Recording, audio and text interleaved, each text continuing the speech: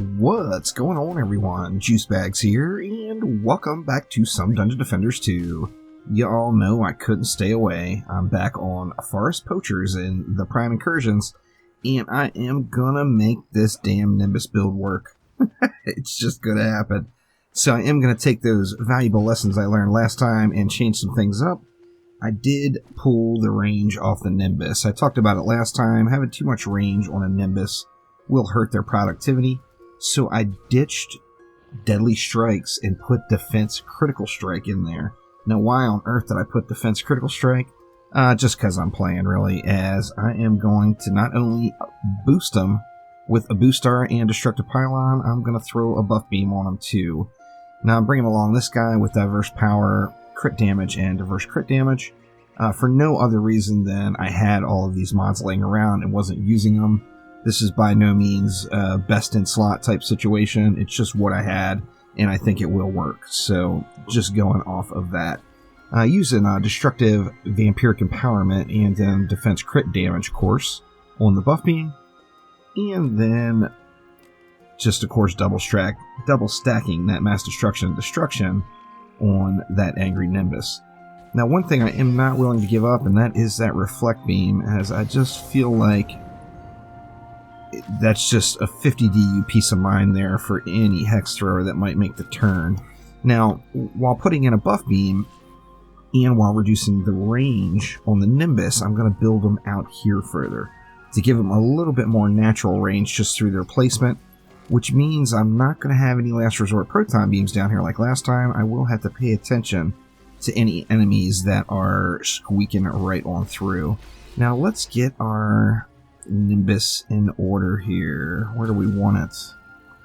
Why don't we go right about like that with one maximum length Buff Beam. Now, of course, I do still want the Destructive Pylon and the Boost R to be in range of those Nimbus. There's no interaction between the Buff Beam and the Boost R anymore. That was changed, and they no longer buff each other at all. So it doesn't matter where your placement is. Just get them in there, get them out of the way. And this leaves me room. Let's see, what is that? That's 630 DU left, is that right? Well, I still need a tree. So that's going to give me 610 DU left. Let's just slap a tree right there. Looks like that. Actually, I'm going to have to pull it forward just a little bit further. Let's bring the tree up to there, and that will cover this Buff Beam area pretty nicely. And then I'm just going to stack these Nimbus Clouds as close as I can get them. I do want to make sure that the Destructive Pylon is going to hit everything. So after we get them all down, let's make sure we got the little purple glowies from the Destructive Pylon going on all the defenses. And it looks like we do. Do I have it on this Buff Beam though? Yeah, it's there. Just a little difficult to see. So we've got 400 DU left. I think the right thing to do is just going to be to go ahead and buff all of these front Nimbus Clouds, as they're going to be putting in the most work. And although they do have reduced range now, I moved them up so far where they're going to get lots and lots of action in. Now for DPS, I think I'm going to bring along just my Proton Charge EV, and let's just see how it goes here. I think that they're just going to get wrecked. I actually debated on bringing along an Initiate and slapping down an Initiate Talisman on these bad boys. But you see, just at Tier 2 here, they're doing 4 million rain damage per tick. 54% chance to crit for 112.25% crit damage. That is just pretty good stuff right there. Just without crits alone, 4 million per tick, 4 times a second. That's 16 million DPS, not including these massive crits. So I don't think we're going to have a problem with it blazing through the enemies. It's just a matter of these are single target defenses that will have a travel time, even though I did reduce the range on them. So, will they make it to all of the enemies is really the question. So far, so good, though. Nothing has come even remotely close. I'm just going to keep an eye out back here. Any flyers or anything, really, that even comes remotely close to making the turn, I'm just going to go ahead and DPS them directly. And we're going to take advantage of some laser beam action. But, of course, here's our first candidate. Looks like that Nimbus actually got that guy taken care of without any issues. Let's see, how is the rest of Wave 1 coming along? We're looking good. So far, so good. Now, there is a ton of mobs left. And I think a lot of those will be flyers. That's for sure. Everything's looking pretty solid in the back, though. Let's see how it does against these flyers. They're going to be hitting them so hard. I can't imagine these flyers not just getting insta-burned. Ooh, that was a kind of a funny cobalt pathing here. Okay, so here we have a nice group of mobs coming up. I think this is close enough to not take any chances, so just give a little assist there, burning those guys out. Right, we got a bunch of flyers. I'm really concerned about those cobalt flyers, the yellow ones on the mini-map, which it looks like the Nimbus were concerned about them too, so we are all good. Let's just help speed the process here just a touch, and see if we can't get these mobs burned through. This side is actually all clear now. That is awesome. Now with this side all cleared out, there's no way that those flyers, any of those flyers will make it through, right? Let's see. There shouldn't be anyway. Nope, they are all getting wrecked. No doubt there. Alright, for Wave 2, let's just go ahead and dump all of this into upgrades. Let's get the Nimbus all hot and juicy. And let's see if we can't get these front ones all the way up to Tier 5 by the end. Now we know those ones in the back didn't get any love. I'm curious, with this many defenses slammed in it, is it actually worth upgrading the booster? Let's give it a shot. See, 4 million with one upgrade, it takes that up to 4.8 or 4.08. It's not much of an increase versus, yeah, looks like, well, it actually looks like it might be worth it to upgrade the boosters as well. Let's just work on the Nimbus for the time being and getting these guys all fattened up. And then if there's any DU or any mana left towards the end, we'll get the rest of this stuff upped. Man, they are just dishing it out. Look at that. 4.65 mil non-crit damage. 4 times a second. Oof. Crazy. Alright, so let's go ahead and check through Wave 2 and see how it goes. Once again, I am just going to kind of hug the objective here and keep an eye out for stragglers. Let the Nimbus go do its thing up there. It's gonna work this time, y'all. It's gonna work. I'm gonna make sure of it. Little jumping the gun a little bit on that Lady Orc there. See, we got Sammy rolling in from the mid. I might have to put a little work into old Sammy's biscuit there. We will see. See, these ones didn't make it. I do kind of get the impression if I have a problem, it's going to be from this side, as that side is just so short in comparison to the other ones. There's a lot longer distance that these mobs can get hit on these other lanes. Now, obviously, as you see, I've got no assassin control. However, I do have this lightning strike aura here that is only here just to buff all the defenses and hold the destructive pylon.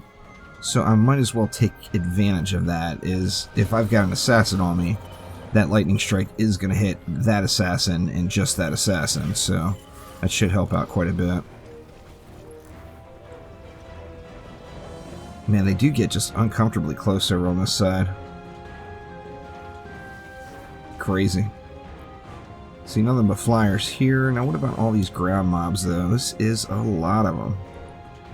I need to watch out for those yellow flyers, the kobolds and cobalts, and make sure there's no unfortunate nastiness with them. However, it actually appears like the Nimbus are prioritizing those, maybe. It seems like it's going right towards them, and they're not the front of the pack. So let's check out in this lane. We've got yellow right in the middle of that front portion of the pack. Yeah, they are actually disappearing prior to the ones in front. Now, I don't know if that's because of their hero health or their enemy health. The wyverns are a little bit healthier and can live a little bit longer. That could be the case as well. But we are looking pretty darn good here so far. Man, look at him going all over the place. The range on him is still just absurd. That's why I had no problem at all giving up that deadly strikes to get a little bit more crit chance out of these Nimbus, especially being using that heavy crit build with the buff beam. So alright, let's go ahead and jump on forward to wave number 5 and get this bad boy all finished up. Alright, and here we are back in wave number 5. There was not enough for me to get everything upgraded to where I wanted it, but we still had quite a bit of mana to spend and making pretty good progress on getting a lot of ups in here. So let's just go ahead and we've now got the entire front 8 all the way to tier 5. Actually, we've got all but one now up to tier 5. That's pretty darn good. I think I will go with that, and let's take a look at him now.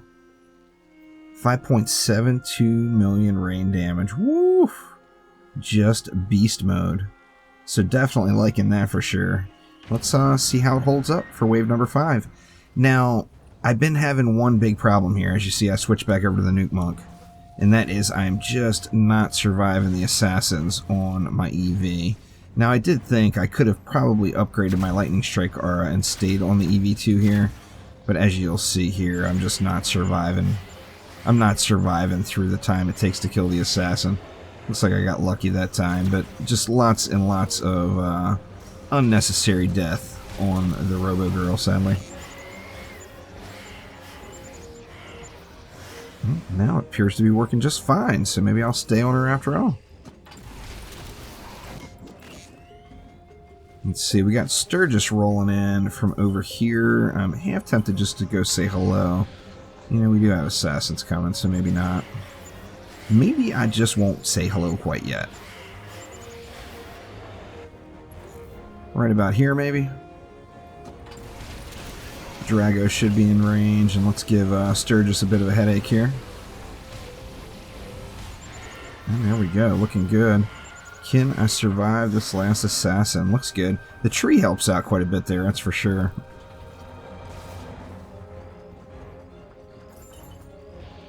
I think maybe just those upgrades I put in made all the difference. Yeah, there's a big pack pushing in over here. Only 200 mobs left, and we know a lot of them are going to be flyers. Oh, what do you think you're doing? Don't do it! Oh my god, that was insanely close. Alright, we gotta attend to this flyer issue here now. I don't want another wave 5 loss, for God's sakes. Let me see. One more flyer. Alright, that flyer's down. It looks like we're all flyers now. So I'm just going to go beast mode on them right here with the laser beam. And let them know exactly what's up here, because I just don't want to have another flyer related travesty on this map here. I think that might qualify as being sprayed down enough, maybe? Let's let them push in a little further. There we go. We'll finish them off proper. So we got 47 mobs left. Got a bunch coming from the mid. Let's get those burned out. Mid's good. And now I think will be good game, because all that's left is these 13. So they are burning fast. So yep, looking good. So there we go. We got the bad build actually worked here on the Forest Poachers on the Prime Incursion. Now, can I get lucky and get a weapon in the chest? That's the real question here, right? Let's see. No such luck. Anyway, that will do it for this episode, though. Thank you all so much for watching. Make sure to click that like button. Please subscribe. I will be live first thing in the morning tomorrow morning over here on YouTube with the new map, Power Surge, making its way in. So thank you all so much once again, and I will see ya next time around. Take it easy.